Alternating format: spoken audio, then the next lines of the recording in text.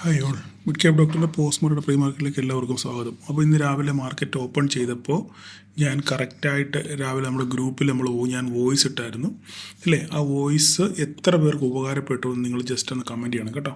അപ്പോൾ മാർക്കറ്റ് ഇന്ന് വളരെ പ്രതീക്ഷകളോടെയാണ് മാർക്കറ്റ് ഇന്ന് ഓപ്പൺ ചെയ്തത്. രാവിലെ വെളുപ്പംകാലത്തൊക്കെ മാർക്കറ്റ് നിഫ്റ്റിയൊക്കെ ഓപ്പൺ ചെയ്ത് നോക്കിയവർക്ക് 50, 70, 80, 90, 100 പോയിൻ്റൊക്കെ ഗ്യാപ്പ് അപ്പൊക്കെ ഉണ്ടാകും എന്നൊക്കെ വിചാരിച്ച് ആശയോടെ കാത്തിരുന്ന ധാരാളം ആൾക്കാരുണ്ട്. ഓക്കെ, എല്ലാ പ്രീ മാർക്കറ്റുകളിലും 30, 40, 50, 60 ഒക്കെ പോയിൻ്റ് ഗ്യാപ്പ് അപ്പ് ഓപ്പൺ എന്നൊക്കെയാണ് പറഞ്ഞത്.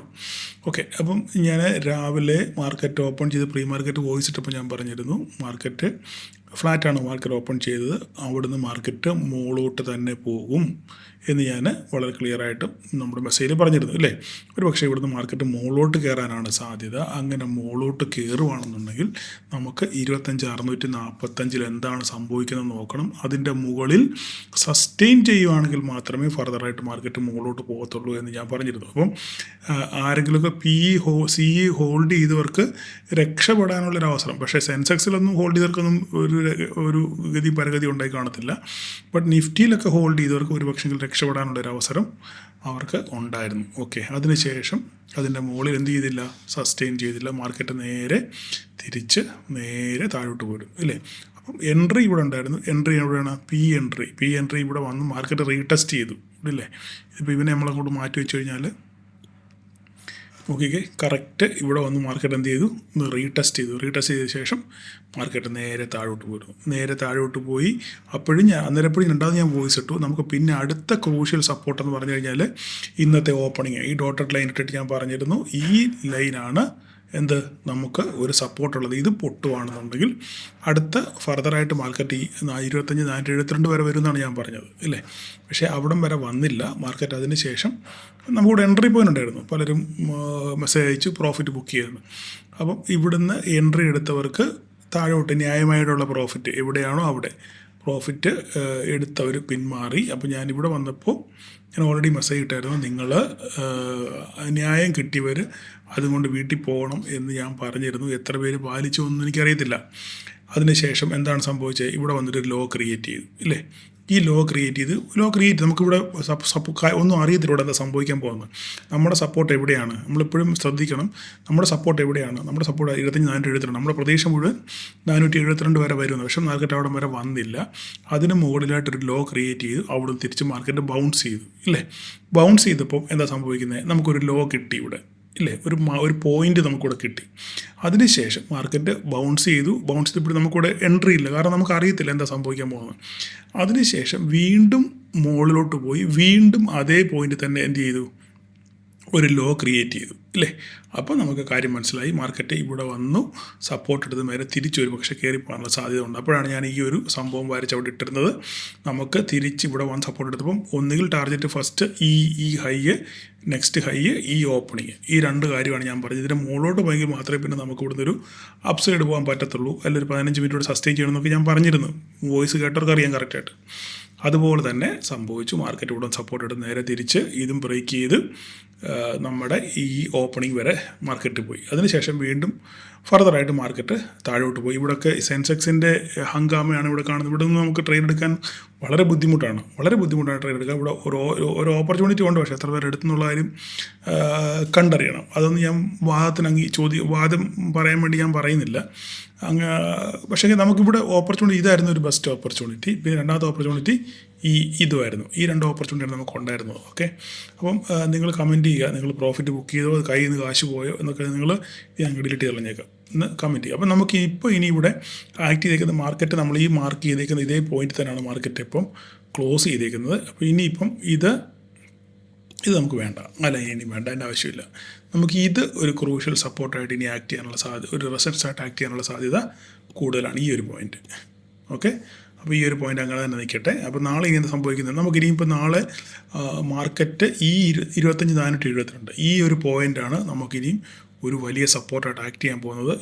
ഇവിടെ മാർക്കറ്റിന് വളരെ ക്രൂഷ്യൽ ലെവലാണ്. നമ്മൾ കളി മാറും. ഇതിന് താഴെ മാർക്കറ്റ് നാളെ മാർക്കറ്റ് ഇതിന് താഴെ ക്ലോസ് ചെയ്യുകയാണെന്നുണ്ടെങ്കിൽ സംഗതി കളികൾ കംപ്ലീറ്റ് മാറും. അപ്പം ഇത് ഈ 25,473 25,500 സൈക്കോളജിക്കൽ സപ്പോർട്ടാണ്. 25,500 മുകളിലാണ് മാർക്കറ്റ് ക്ലോസ് ചെയ്തേക്കുന്നത്. പക്ഷേ എങ്കിൽ തന്നെ ഒരു എന്താ പറയുക ഒരു ബഫർ സോണായിട്ട് 25,473 നമുക്കൊരു പോയിൻ്റ് ഉള്ളത്. ഇതിന് താഴെ നാളെ മാർക്കറ്റ് പോവുകയാണെന്നുണ്ടെങ്കിൽ ഫർദറായിട്ട് താഴോട്ട് 25,343 ഒക്കെ ഉണ്ട്. പക്ഷേങ്കിൽ ഇതിന് താഴോട്ട് മാർക്കറ്റ് പോവുകയാണെന്നുണ്ടെങ്കിൽ പിന്നെ സംഗതി പണിപാളും, മാർക്കറ്റ് പിന്നെ താഴോട്ട് ഇറങ്ങാനുള്ള സാധ്യതയുണ്ട്. അപ്പം നാളെ ഡേ വൈസിൽ മാർക്കറ്റ് ഇതിൻ്റെ മുകളിൽ തന്നെ ക്ലോസിങ് വരണം.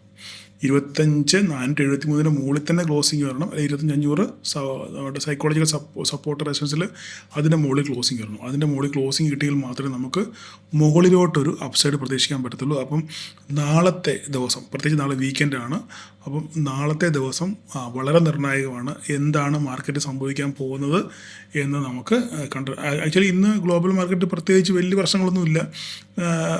ഗ്ലോബലെല്ലാം നല്ല ഗ്രീൻ തന്നെ ആയിരുന്നു. പക്ഷേങ്കിൽ നമ്മുടെ സെൻസെക്സിൻ്റെ എക്സ്പയറി കൊണ്ടായിരിക്കണം മാർക്കറ്റ് ഇത്രയും ഇങ്ങനെ വോളറ്റാലിറ്റി കാണിച്ചതിൻ്റെ ഒരു കാരണം. അപ്പം ഇന്ന് സത്യം പറഞ്ഞാൽ മാർക്കറ്റ് ഇതിലും കൂടുതൽ ഫോള് വരേണ്ടതാണ്. പക്ഷേ നമ്മളെ പിടിച്ചു നിർത്തിയത് ഞാൻ ഗ്രൂപ്പിൽ ഇട്ടിരുന്നു, നമ്മുടെ റിലയൻസ് ആണ് നമ്മളെ പിടിച്ചു നിർത്തിയത്. മാർക്കറ്റ് തന്നെ 23 പോയിൻറ്റ് ഞാൻ ഗ്രൂപ്പിൽ അതിട്ടായിരുന്നു. 1,500 പോയിൻറ്റ് 1,500 കറക്റ്റായിട്ടൊരു സപ്പോർട്ട് എടുത്ത് റെസൻസ് എടുത്ത് മാർക്കറ്റ് ആ ഏരിയ തന്നെ താഴെ വീഴാതെ റിലയൻസ് പിടിച്ചു നിന്നു. ആ റിലയൻസ് പിടിച്ചു നിന്നുകൊണ്ടാണ് ഇത്രയെങ്കിലും ഈ ഒരു ചെറിയ 100 പോയിൻറ്റ് ഫോളിനകത്തിൽ 80-90 പോയിൻറ്റ് ഫോളിനകത്തിൽ നിഫ്റ്റി നിന്നത്. അതിൻ്റെ കൂട്ടത്തിൽ തന്നെ HDFC സപ്പോർട്ട് ചെയ്തു. HDFC ഒരു സമയത്തൊക്കെ മാർക്കറ്റ് മുകളിലോട്ട് കറക്റ്റ് പോയി നമ്മുടെ കറക്റ്റ് 989 റെസൻസൊക്കെ എടുത്ത് നമുക്ക് താഴെ നിന്ന് തിരിച്ച് കയറി നല്ലപോലെ സപ്പോർട്ട് ചെയ്തു നിഫ്റ്റിയെ. അപ്പം ഇവർ രണ്ടുപേരുണ്ട്, റിലയൻസും HDFC ആണ് സത്യം പറഞ്ഞാൽ നിഫ്റ്റിയെ പിടിച്ചു നിർത്തിയത്. അപ്പോൾ അതേസമയം ICICI ബാങ്കാണ് മാർക്കറ്റിനെ താഴെ കൊണ്ടുപോകാൻ ശ്രമിച്ചത്. അതിൻ്റെ കൂടെ തന്നെ നമ്മുടെ IT സപ്പോർട്ട് ചെയ്തായിരുന്നു. രാവിലെ ഇൻഫിയൊക്കെ നല്ല പോസിറ്റീവ് മൊമെൻ്റ് ആയിരുന്നു. പക്ഷേ അവസാനം ഉച്ച കഴിഞ്ഞപ്പോൾ നേരെ തിരിച്ച് താഴോട്ട് പോയിരുന്നു. അപ്പം ഇത്രയെങ്കിലും പിടിച്ച് നിൽക്കാൻ കാര്യം HDFC റിലയൻസും ആണ്. അപ്പോൾ അവർ നല്ല സ്ട്രോങ് ആണെന്ന് ഇതുകൊണ്ട് നമുക്ക് മനസ്സിലായി. അപ്പോൾ നാളെ ഇനി എന്താ സംഭവിക്കുന്നുള്ളത് രാത്രിയിൽ ട്രംപ് എന്തെങ്കിലും ഡയലോഗ് പറയുമോ ഇല്ലെന്നുള്ളതിനെ അനുസരിച്ചിരിക്കും. അവിടുത്തെ വിധിയുടെ കാര്യം, താരിഫോട് ബന്ധപ്പെട്ട സുപ്രീം കോടതിയിൽ വിധിയൊന്നും വന്നിട്ടില്ല, പക്ഷേ കമൻറ്റ് വന്നു. അത് ഇനി അതിൻ്റെ ഫർദർ എന്തൊക്കെയാണ് വരുന്നുള്ളത് നമുക്ക് കീനായിട്ട് വാച്ച് ചെയ്യണം. ഓക്കെ, അപ്പോൾ ഇനിയിപ്പോൾ നാളെ സംഭവിക്കാൻ പോകുന്ന കാര്യം ഞാൻ ഓൾറെഡി പറഞ്ഞു. ഓക്കെ, നമുക്ക് ഈ പറയുന്ന 25,473 ക്രൂഷ്യലായിട്ടുള്ള സപ്പോർട്ട്. ഇത് ബ്രേക്ക് ചെയ്ത് നോക്കുക. ഇത് ബ്രേക്ക് ചെയ്ത് പോയി കഴിഞ്ഞാൽ സംഗതി കളികൾ കംപ്ലീറ്റ് മാറും. ഇല്ലെങ്കിൽ നമുക്ക് ഇതിന് മുകളിൽ നാളെ ക്ലോസിങ് കിട്ടണം. ഓക്കെ, അപ്പം ബാങ്ക് നിഫ്റ്റിയോട് നോക്കാം. ബാങ്ക് നിഫ്റ്റി നോക്കിക്കഴിഞ്ഞാൽ കറക്റ്റായിട്ട് നമ്മുടെ സപ്പോർട്ട് തന്നെ വന്ന് മാർക്കറ്റ് ക്ലോസ് ചെയ്തേക്കുന്നത് ഈ ഏരിയ തന്നെ. അത് ഓൾറെഡി ഇടയ്ക്കാൻ ഇട്ടായിരുന്നു. അപ്പോൾ നമ്മുടെ കറക്റ്റ് കഴിഞ്ഞ ദിവസങ്ങളിൽ മുകളിൽ പോയി ടച്ച് ചെയ്ത് നേരെ തിരിച്ച് താഴെ വന്നു. ഇപ്പോഴും നമ്മുടെ റേഞ്ചിൽ വന്ന് മാർക്കറ്റ് നിൽക്കുകയാണ്. 25,657 ഒരു സപ്പോർട്ടുണ്ട്. ആ സപ്പോർട്ട് പൊട്ടി ഇങ്ങനെ നിൽക്കുകയാണ്. ഇനി നാളെ ഗ്യാപ്പ് അപ്പിൽ ഓപ്പൺ ചെയ്യുകയാണെന്നുണ്ടെങ്കിൽ പിന്നെ ഇത് നേരെ തിരിച്ച് മഴ വഴിക്ക് തന്നെ പോകും. അപ്പോൾ എന്തായാലും നിങ്ങൾ നാളെ ട്രേഡ് ചെയ്യുന്നവർ HDFC ICICI ഒന്ന് നോക്കുക. പിന്നെ SBIന് വലുതായിട്ടൊന്നും സപ്പോർട്ടൊന്നും ചെയ്തില്ല. രാവിലെയൊക്കെ ഇച്ചിരി പോസിറ്റീവ് ആയിരുന്നെങ്കിലും പിന്നെ നേരെ തിരിച്ച് താഴോട്ട് തന്നെ പോയിരുന്നു. SBIന് 3 പോയിൻറ്റ് മാത്രമേ കയറിയിട്ടുള്ളൂ. ബാക്കി എല്ലാവരും ഫ്ലാറ്റും നെഗറ്റീവും ഒക്കെ ആയിരുന്നു. അതാണ് ബാങ്ക് നിഫ്റ്റി പിന്നെ താഴെ പോയതിൻ്റെ പ്രധാനപ്പെട്ട കാരണം. എങ്കിലും താഴെ പോകാതെ പിടിച്ചു നിർത്തിയത് നമ്മുടെ ഹെവി വെയിറ്റേജ് സ്റ്റോക്കായ HDFC ബാങ്ക് ആയിരുന്നു അല്ലേ. അപ്പോൾ ഇനി അടുത്ത് നമുക്ക് നോക്കാനുള്ളത് നമ്മളുടെ മിഡ് ക്യാപ്പാണ്. മിഡ് ക്യാപ്പ് നല്ല രീതിയിൽ പൊട്ടി നിൽക്കുകയാണ്. നല്ല രീതിയിൽ പൊട്ടി നിൽക്കുക വെച്ചാൽ കറക്റ്റായിട്ട് നമ്മളുടെ വരച്ച അതേ വരയിൽ തന്നെ മാർക്കറ്റ് നിൽക്കുന്നത് അല്ലേ.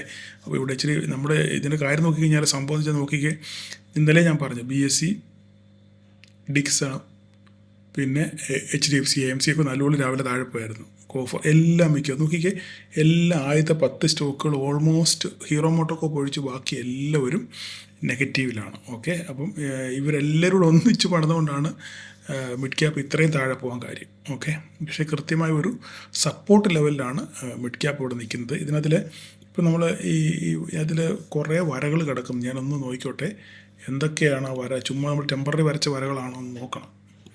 ഒഴിവാക്കാൻ വല്ല വരകളുണ്ടെന്നോ? ഈ വരയൊന്നും വേണ്ട, ഈ വരയുടെ ഒന്നും ആവശ്യമില്ല. നമ്മൾ നേരത്തെ വരച്ച വരകൾ, ടെമ്പററിയായിട്ട് വരയ്ക്കുന്ന വരകൾ പിന്നെ മറന്നു പോയി ഡിലീറ്റ് ചെയ്ത് കളയും. അപ്പോൾ നമുക്ക് ഇതും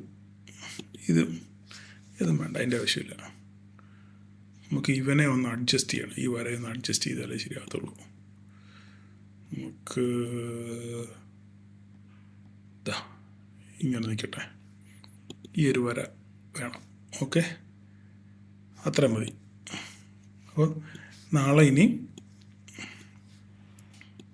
നമ്മളിങ്ങനെ അടുത്ത് കാണുന്നെങ്കിലും വളരെ വലിയ ലൈനാണ് കേട്ടോ, അത് വലിയ ഗ്യാപ്പ് അവിടെ. അപ്പോൾ നമുക്ക് ഇപ്പം 13,368 എന്ന് പറഞ്ഞ പോയിന്റിലാണ് സപ്പോർട്ട് നിൽക്കുന്നത്. അപ്പോൾ ഇതിന് ഫർദറായിട്ട് താഴോട്ട് പോവുകയാണെന്നുണ്ടെങ്കിൽ നമുക്ക് ഇനി 315 ഉണ്ട്, 265 ഉണ്ട്, പിന്നെ 13,181 ഇത് ഈ പോയിന്റുകൾ ശ്രദ്ധിക്കുക. അതുപോലെ തന്നെ ഈ സ്റ്റോക്കുകൾ ശ്രദ്ധിക്കുക. ഈ സ്റ്റോക്കുകളുടെ മൂവ്മെൻറ്റ് അനുസരിച്ചായിരിക്കും നമ്മുടെ മിഡ് ക്യാപ്പിൻ്റെ പോക്ക്. അപ്പോൾ അതുകൊണ്ട് കറക്റ്റ് നിങ്ങൾ സ്റ്റോക്കുകൾ നോക്കി വേണം മിഡ് ക്യാപ്പിന് നിങ്ങൾ വിലയിരുത്താൻ. അല്ല ചുമ്മാതെ നിഫ്റ്റി കയറുന്നു അല്ലെങ്കിൽ നിഫ്റ്റി വീഴുന്നു അതിനനുസരിച്ച് ഇത് പോകുന്നു എന്ന് ധരിക്കരുത്. ഓക്കെ, അപ്പോൾ ഇത്രയൊക്കെയാണ് ഇതിനെപ്പറ്റി പറയാനുള്ളത്. അപ്പോൾ നാളെ സൂക്ഷിച്ച് കണ്ട് ട്രേഡ് ചെയ്യുക. ഞാൻ പറഞ്ഞു രാവിലെ ന്യായമായി പ്രോഫിറ്റ് കിട്ടിയവർക്ക് മാറി നിൽക്കാനുള്ള അവസരം ധാരാളം ഉണ്ടായിരുന്നു. അങ്ങനെ ചെയ്തവർക്ക് സന്തോഷത്തോടെ ഇരിക്കാം, അല്ലാത്തവർക്ക് തലേ കൈ വെച്ചിരിക്കാം. ഇത്ര മാത്രമേ എനിക്ക് പറയാനുള്ളൂ, വേറെ കൂടുതലൊന്നും പറയാനില്ല. അപ്പം നാളെ എല്ലാവർക്കും ഒരു പ്രോഫിറ്റബിൾ ഡേ ആശംസിക്കുന്നു. Thank you all.